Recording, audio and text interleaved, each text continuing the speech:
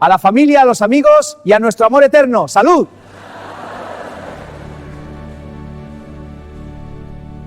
Nunca olvidaré ese momento.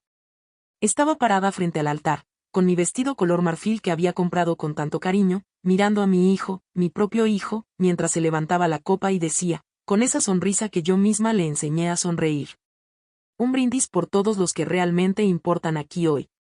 Y señaló la mesa del frente. Su nueva esposa. Sus suegros.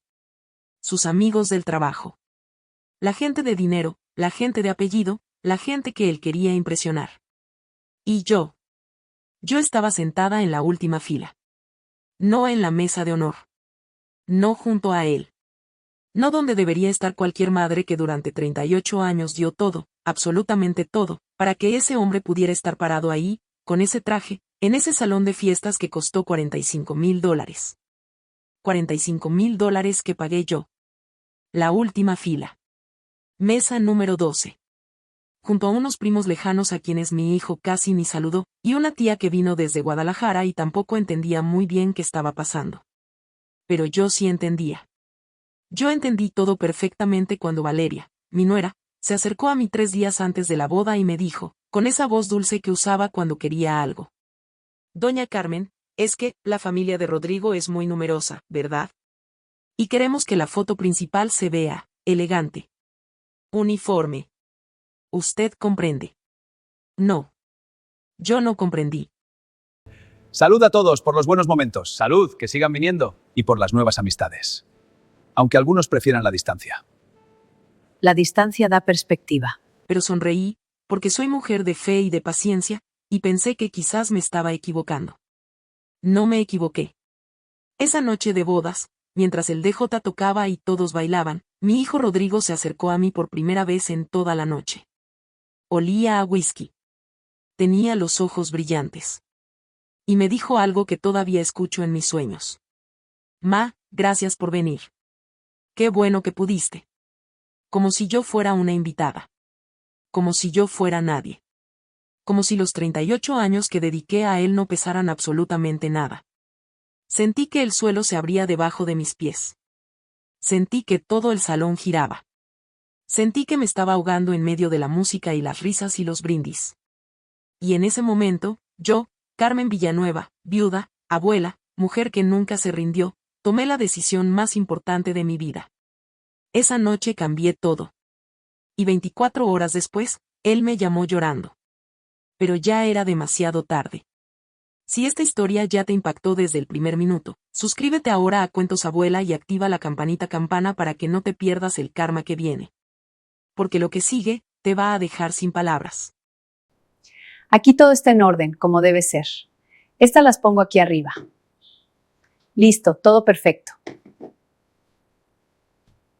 Para entender lo que pasó esa noche, tienes que conocer quién soy yo. Me llamo Carmen. Tengo 63 años. Nací en un pueblo pequeño del estado de Jalisco, en una familia humilde donde aprendí desde niña que el trabajo duro es la única herencia que nadie te puede quitar. Me casé con Ernesto cuando tenía 22 años.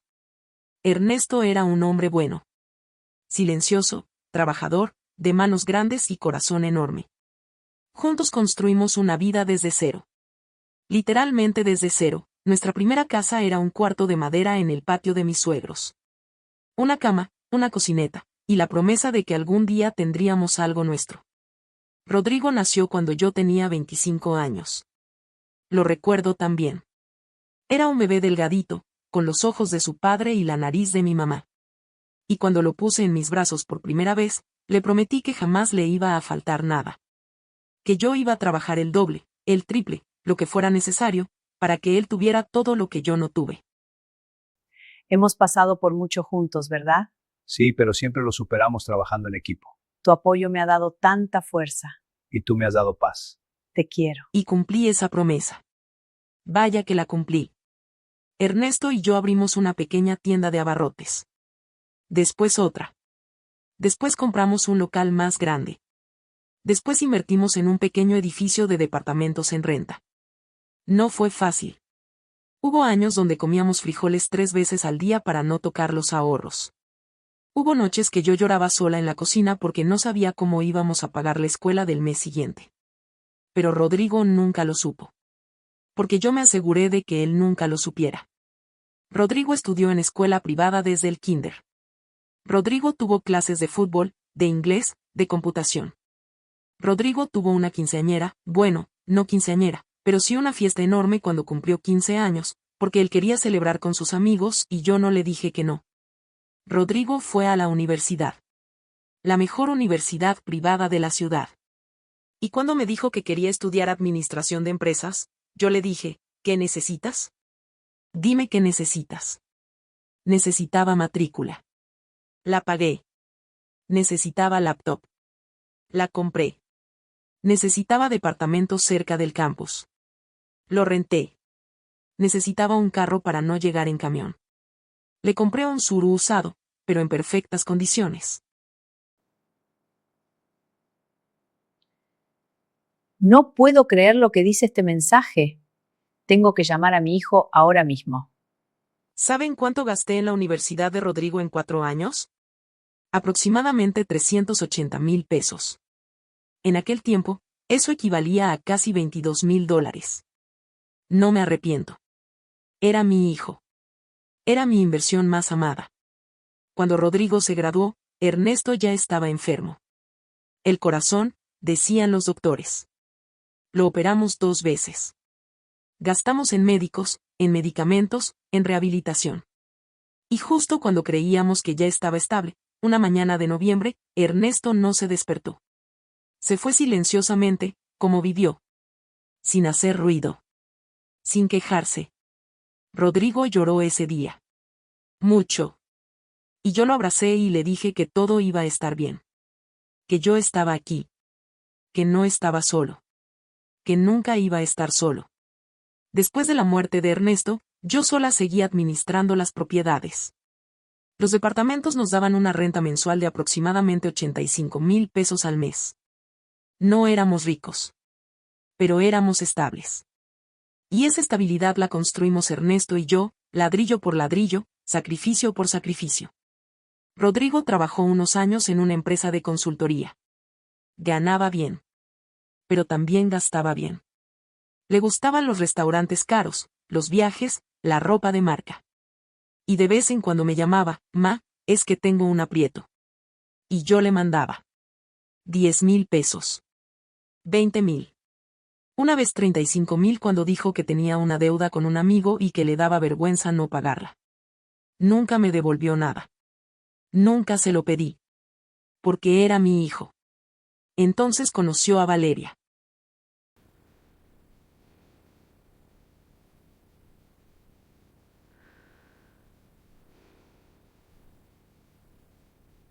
Valeria llegó a la vida de Rodrigo hace 3 años.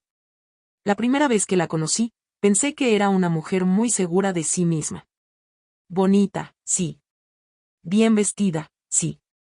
Pero había algo en su manera de mirarme que me incomodó desde el principio. Como si me estuviera evaluando. Como si estuviera calculando exactamente cuánto valía yo para ella. Rodrigo estaba enamoradísimo. No veía nada. Los primeros meses fueron normales. Venían a cenar a mi casa los domingos. Yo cocinaba, ponía la mesa bonita, compraba lo mejor. Valeria siempre llegaba con las manos vacías y se sentaba como si fuera visita en un hotel. Una vez le pedí ayuda en la cocina. Me dijo, ay, doña Carmen, es que yo no sé cocinar. Rodrigo sabe que soy malísima. Y se rió. Rodrigo también se rió. Yo sonreí y seguí cocinando. Las señales fueron llegando poco a poco. Primero fue que dejaron de venir los domingos. Luego Rodrigo empezó a llamarme menos. Cuando lo llamaba yo, contestaba rápido y con un tono de ya, mamá, estoy ocupado. Una vez le pregunté si podíamos ir al cine como antes, los dos solos, y me dijo, claro, ma, cualquier día. Ese día nunca llegó. Después vino el anuncio del compromiso. Rodrigo me llamó un martes por la noche. Le noté la voz rara, un poco nerviosa. Ma, le pedí matrimonio a Valeria. Ay, mijo, qué bueno. ¿Y ella qué dijo? Que sí, pues. Oye, ¿Puedes venir este fin de semana? Queremos hablar contigo sobre la boda. Fui, claro que fui. Llegué con flores, con un pastel, con toda mi alegría. Me senté en la sala del departamento nuevo que Rodrigo y Valeria habían rentado, un departamento muy bonito, muy caro, en una zona residencial, y Valeria sacó una carpeta. Una carpeta organizada con separadores de colores. Y empezó a explicarme el plan de la boda. El salón que querían costaba $45,000. El catering, aparte. La música, aparte. El fotógrafo y el videógrafo, aparte. El vestido de Valeria era importado. Los anillos eran de una joyería del centro histórico. El viaje de luna de miel sería a Italia. Cuando terminó de explicar todo, me miró y dijo: Sabemos que usted tiene los medios, doña Carmen. Y como Rodrigo es hijo único y usted sería la única familia directa de su lado, pues pensamos que sería bonito que usted asumiera los gastos del evento. Sería un regalo precioso para nosotros. Hubo un silencio. Miré a Rodrigo. Él miraba el suelo. ¿Y los papás de Valeria?, pregunté. Ellos ya dieron su parte, dijo Valeria rápidamente. Con los anillos y el vestido fue suficiente. Respiré profundo. Y cometí el error más grande de mi vida, dije que sí. Pagué los $45,000 del salón con una transferencia bancaria. Directamente. Con mis ahorros. Con el dinero que Ernesto y yo guardamos durante décadas. Pagué el catering. Pagué la música. Contribuí con el fotógrafo. En total, entre la boda y los gastos previos, el brunch del compromiso, el viaje a Ciudad de México que hicieron para escoger el vestido y quise pagar porque sentí que era lo correcto. Gasté aproximadamente $62,000. $62,000. Y ni siquiera me pusieron en la mesa principal. 3 días antes de la boda, Valeria me mandó un mensaje de WhatsApp con los detalles de la logística. Al final del mensaje, casi como nota al pie, decía: doña Carmen, quedamos en que usted se sienta en la mesa 12, ¿verdad? Es que la disposición del salón quedó muy específica para las fotos y no queremos que nada se vea fuera de lugar. Espero que entienda, persona con palmas de mano unidas. Lo leí 3 veces. Mesa 12. Yo, que pagué el salón entero. Mesa 12. Le escribí a Rodrigo inmediatamente. Le envié una captura de pantalla del mensaje y le puse: mijo, ¿esto es correcto? Tardó 4 horas en contestarme. Es que ya está todo organizado. Valeria trabajó mucho en eso. Por favor, no compliques las cosas. No compliques las cosas. Ya está. Firmado con mano firme. Perfecto, gracias. Es lo correcto. Sí, lo es. Sentí que el corazón se me partió en 2. Pero no dije nada más. Guardé el mensaje. Lo guardé muy bien. La noche anterior a la boda, no dormí. Me quedé sentada en mi sillón favorito, el que estaba junto a la ventana del cuarto de Ernesto, porque nunca cambié su cuarto, porque ahí siento que él todavía está, y hablé con él toda la noche. Le dije: Ernesto, ¿qué hago? Y aunque él ya no estaba para contestarme en voz alta, juro que en el silencio de esa habitación encontré la respuesta. Porque recordé algo que Ernesto me decía siempre: Carmen, el respeto no se mendiga. O te lo dan o no vale la pena. Y yo había estado mendigando el respeto de mi propio hijo durante años sin darme cuenta. ¿Cuántas veces le llamé y él no contestó? ¿Cuántas veces le pregunté si podíamos vernos y me dijo ahorita no, ma? ¿Cuántas veces envié dinero sin que me lo pidieran siquiera, esperando que eso me acercara a él? ¿Cuántas veces me tragué el orgullo, la incomodidad, la tristeza, porque tenía miedo de que si ponía límites, lo perdía? Pero esa noche entendí algo fundamental. Ya lo había perdido.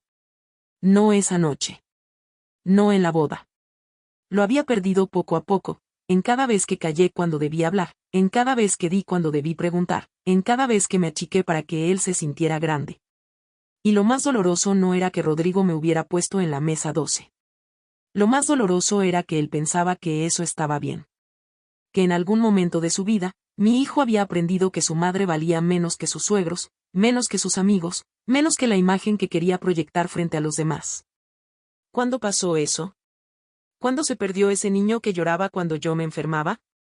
¿Cuándo desapareció el muchacho que me abrazaba en el aeropuerto cuando regresaba de algún viaje? No sé exactamente cuándo. Pero sí sé exactamente que lo permitió. Yo lo permití. Con mi silencio. Con mi dinero. Con mi miedo a decir basta. Esa noche tomé 3 decisiones. La primera, iba a ir a la boda. Con mi mejor vestido. Con la cabeza en alto. Porque yo no había hecho nada malo y no tenía por qué esconderme. La segunda, iba a observar todo. Absolutamente todo. Y lo que viera esa noche sería la evidencia final que necesitaba. La tercera, al día siguiente de la boda, iba a hacer cambios. Cambios profundos, legales, definitivos. Cambios que Rodrigo nunca esperaría porque nunca me imaginó capaz de hacerlos. Me levanté de ese sillón a las 4 de la mañana, me bañé, me arreglé el cabello, y me prometí algo frente al espejo. Carmen, hoy es el último día que alguien te trata como si no valieras nada. Sí, entiendo lo que dices. He tomado una decisión. Es firme. No hay vuelta atrás. La boda fue exactamente lo que esperaba. Llegué al salón y era precioso. Claro que era precioso, costó $45,000. Las flores, el sonido, la iluminación, todo perfecto. Y yo caminé por ese salón sabiendo que cada mesa, cada silla, cada arreglo floral había sido posible gracias a mi dinero. Nadie me lo agradeció. Valeria ni siquiera me saludó cuando llegué. Pasó junto a mí en algún momento con su vestido enorme y me lanzó un ay, doña Carmen, qué bueno que llegó sin siquiera detenerse. Rodrigo me dio un beso rápido en la mejilla al inicio. Y ya. Me fui a la mesa 12. Me senté. Saludé a los primos lejanos. Saludé a la tía que vino de Guadalajara. Pedí agua. Y me dediqué a observar. Vi cómo Rodrigo reía a carcajadas con los papás de Valeria. Vi cómo sacaba a su suegra a bailar antes de sacar a su propia madre. Vi cómo Valeria le susurraba algo al oído y él miraba hacia mi mesa y luego desviaba la vista. Vi todo. Y cuando él se acercó a mí, al final de la noche, oliendo a whisky, y me dijo eso de ma, gracias por venir, qué bueno que pudiste. Yo lo miré a los ojos. Y le dije, muy tranquila, muy suave, con la voz que se usa cuando ya no queda nada que perder. Rodrigo, que seas muy feliz. Nada más. Pedí mi bolso. Me despedí de la tía de Guadalajara. Y salí de ese salón que yo había pagado sin mirar atrás. Al día siguiente, a las 8 de la mañana, yo ya estaba sentada en la oficina de mi abogado. El licenciado Fuentes me conocía desde hacía 15 años. Él había manejado todos los asuntos legales de las propiedades, los contratos de renta, el testamento de Ernesto.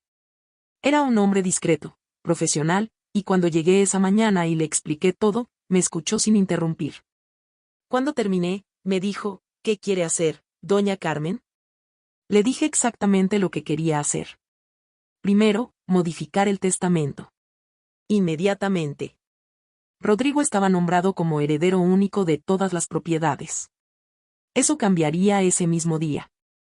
Mis 3 departamentos en renta, valuados en ese momento en aproximadamente $420,000 en conjunto, serían transferidos a un fideicomiso a nombre de mis 2 nietas, las hijas de mi sobrina Lorena, que en ese momento tenían 8 y 11 años. Segundo, el edificio pequeño que teníamos, que generaba la renta mensual, quedaría administrado por mí en vida, y después pasaría a una fundación que el licenciado Fuentes me ayudaría a constituir. Una fundación para mujeres mayores que hubieran sido víctimas de violencia o abandono familiar. Tercero, la cuenta bancaria conjunta que yo había abierto para emergencias hace 2 años, donde tenía depositados $220,000 por si Rodrigo necesitaba algo, sería cerrada ese mismo día. El dinero, transferido a mi cuenta personal. El licenciado Fuentes me miró con algo que nunca antes había visto en sus ojos. Admiración. ¿Está segura, doña Carmen? Más que de cualquier cosa en mi vida, le dije. Firmamos los documentos necesarios. Iniciamos los trámites. Algunos tomarían semanas, otros días, pero el proceso estaba en marcha. Salí de esa oficina a las 11 de la mañana sintiéndome 20 años más joven. Esa misma tarde, llamé a mi sobrina Lorena. Lorena es la hija de mi hermana Graciela. Siempre fue una muchacha trabajadora, honesta, buena madre. Nunca me pidió nada. Pero yo sabía que estaba criando sola a sus 2 hijas porque su marido las había abandonado, y a veces la veía batallar y callaba porque no quería que sintiera lástima. Le dije, Lorena, ¿puedes venir mañana? Quiero contarte algo. Vino al día siguiente. Se sentó frente a mí. Y cuando le expliqué lo que había decidido hacer con las propiedades, se puso a llorar. Tía Carmen, ¿por qué haría eso por nosotras? Porque se lo merecen, le dije. Y porque el dinero que gané con tu tío Ernesto merece quedarse con gente que sabe lo que cuesta ganárselo. Nos abrazamos mucho rato. Y fue el abrazo más real que había tenido en años. ¿Ves qué contenta está la abuela? Abuela, te hice un regalo. Ay, mi niña, qué Mira, linda abuela, es. es un sol para ti. Es preciosa, Gracias. tan maravillosa. Rodrigo no me llamó ese primer día. Supuse que estaría en la luna de miel, o preparándose para el viaje. No me importó. El segundo día tampoco llamó. El tercero, me llegó un mensaje de WhatsApp suyo, Ma, ¿cómo estás? ¿Ya llegaste bien a casa? Como si la boda hubiera sido hacía 3 semanas y no 3 días. Le contesté, bien, mijo. Gracias. Nada más. Todo estalló 16 días después. Rodrigo y Valeria regresaron de Italia. Y al parecer, en algún momento del viaje o al regresar, Rodrigo habló con algún familiar o con alguien que le mencionó que yo había estado en la oficina de mi abogado. En ese mundo pequeño donde todos se conocen, las noticias viajan rápido. Me llamó un miércoles por la noche. Desde el primer bueno que dije, supe que algo había cambiado en su voz. Mamá, me llegó un chisme muy raro. Me dijeron que fuiste con el licenciado Fuentes. ¿Qué pasó? ¿Estás bien? ¿Tienes algún problema legal? No tengo ningún problema, le dije tranquilamente. Todo está perfectamente bien. ¿Y entonces para qué fuiste? Para arreglar unos asuntos personales. Silencio. ¿Qué asuntos, mamá? Rodrigo, si hay algo que necesites saber, el licenciado Fuentes te lo puede informar cuando los trámites estén completos. Otro silencio. Más largo. Mamá. Su voz cambió. Se puso más tensa. ¿Cambiaste el testamento? No contesté inmediatamente. ¿Lo cambiaste? Mijo, eso es un asunto privado entre mi abogado y yo. Fue como soltar una bomba. No puedes hacer eso. Esos son los bienes que papá y tú construyeron juntos. ¿Eso me corresponde a mí? Los bienes de tu padre y míos, dije con voz muy calmada, son exactamente eso, míos. Y yo decido qué hago con ellos. Que esto es una locura. Te estás molesta por lo de la mesa en la boda. Eso fue Valeria, yo no sabía. Ahí sí me detuve. ¿No sabías? Te lo juro, mamá. Ella lo organizó todo sin decirme, yo pensaba que estabas en. Rodrigo. Mi voz salió muy suave, pero muy firme. Tú me contestaste mi mensaje. Yo te mandé captura de pantalla del mensaje de Valeria y tú me contestaste que no complicara las cosas. ¿Recuerdas? Silencio absoluto. Yo guardo todos mis mensajes, mijo. Todos. Escuché que al fondo Valeria le decía algo. Escuché su voz, agitada, preguntando qué pasaba. Y entonces escuché algo que me heló la sangre. Valeria, en el fondo, dijo, dile que si no corrige lo del testamento, le vamos a demostrar que está senil. Que no está en condiciones de tomar decisiones. Lo escuché perfectamente. Y supongo que Rodrigo se dio cuenta de que yo lo había escuchado, porque dijo muy rápido, mamá, espera, no. Rodrigo, lo interrumpí, fue un placer hablar contigo. Buenas noches. Y colgué. Los siguientes días fueron una tormenta. Primero llamó Rodrigo. Colgué. Luego llamó Valeria desde un número que no reconocí. Colgué. Luego me llegaron mensajes de la mamá de Valeria, una señora que nunca me había dicho ni buenos días en todos los meses del noviazgo, diciéndome que era una mujer cruel y que estaba destruyendo una familia recién formada. Le contesté exactamente esto, señora, con todo respeto, el dinero con el que se formó esa familia lo puse yo. Y lo que haga con lo que me queda es exclusivamente mi decisión. Que tenga buenas noches. No me volvió a escribir. Luego vino la llamada de una prima de Rodrigo, Marisol, con quien él siempre fue muy cercano. Marisol sí me habló diferente.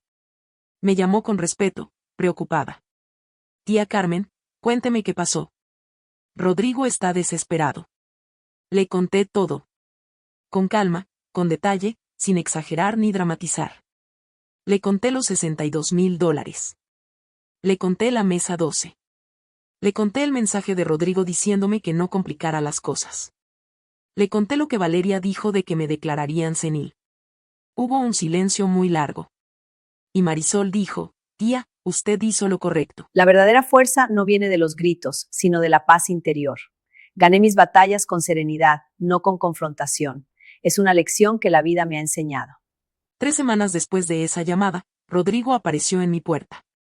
Sin Valeria. Solo. Cuando abrí y lo vi, noté que estaba más delgado. Con ojeras. Con esa mirada que yo conocía bien porque era la misma que ponía de niño cuando sabía que había hecho algo malo. Mamá, ¿puedo pasar? Lo dejé pasar. Se sentó en la sala. Yo me senté frente a él. No ofrecí café. No rompí el silencio. Él habló primero. Mamá, sé que te fallé. No dije nada. Sé que lo de la boda estuvo mal. Sé que debía haberte puesto en la mesa principal. Sé que debía haberte defendido cuando Valeria tomó esa decisión. Seguí callada. ¿Puedes perdonarme? Lo miré mucho tiempo antes de hablar. Rodrigo, yo siempre voy a ser tu madre. Eso no cambia. Pero el perdón y la confianza son 2 cosas muy distintas. Te perdono. Pero la confianza se construye con hechos, no con palabras. Y los hechos de los últimos años me han enseñado que necesito cuidarme a mí misma. ¿Y lo del testamento? Respiré profundo. El testamento está como yo decidí que estuviera. Y así va a quedar. Vi que apretaba la mandíbula. Vi que quería decir algo más. Pero también vi, y esto me partió el corazón de una manera diferente, una manera más tranquila, que en el fondo, él sabía que yo tenía razón. Se levantó. Me dio un abrazo.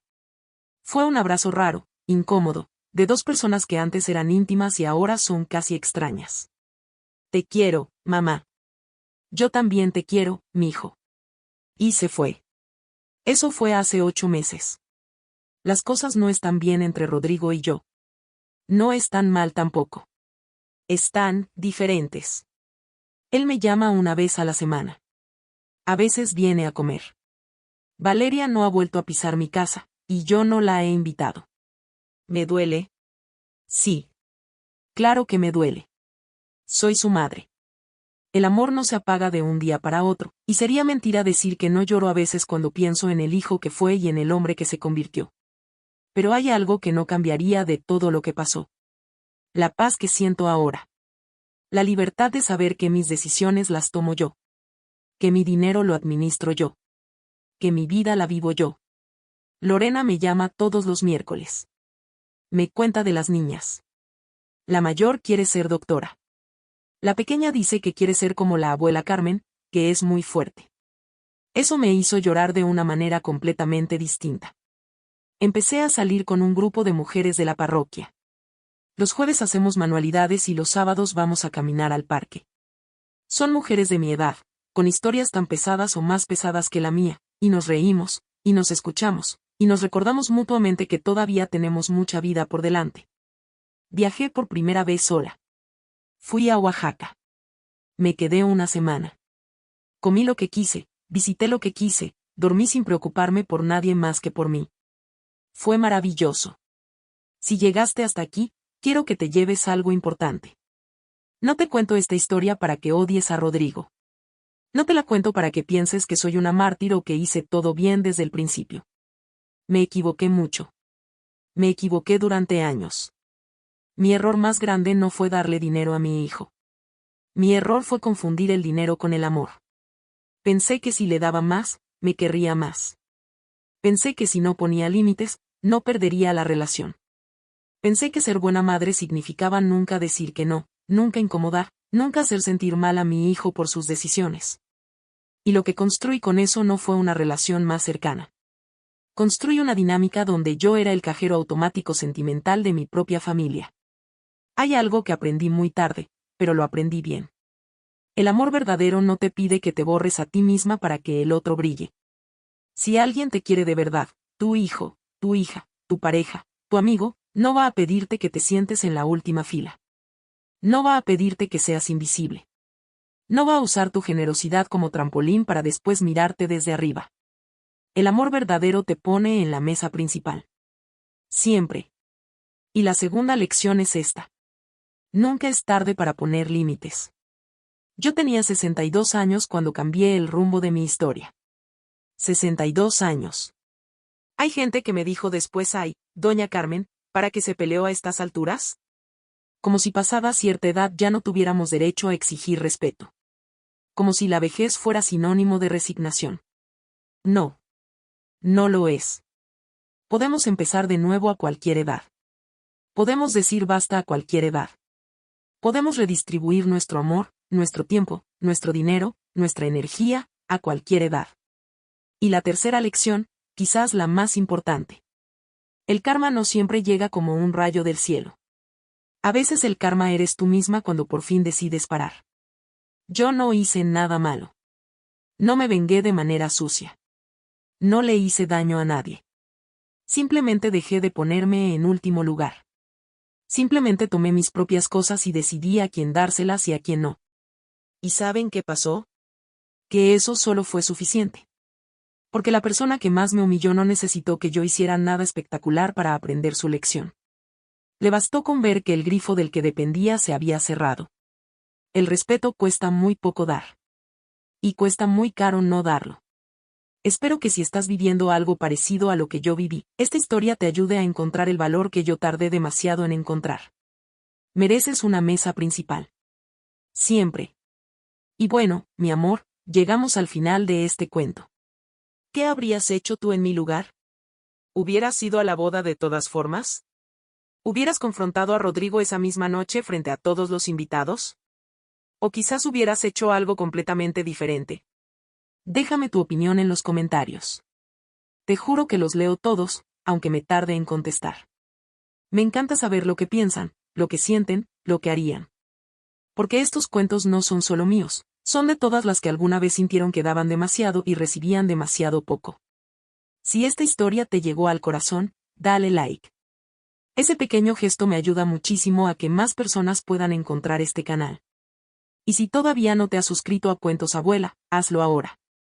Activa la campanita campana para que el próximo cuento te llegue directo. Porque te prometo que lo que viene es todavía más intenso. El próximo video es la historia de una abuela que descubrió que su nuera llevaba años robando de su cuenta bancaria, y la manera en que se lo hizo saber frente a toda la familia en Navidad. Un cuento de esos que te dejan sin palabras. No te lo puedes perder. Yo soy la voz de Cuentos Abuela, y gracias, de verdad, por estar aquí. Hasta la próxima, mi amor. Rosa.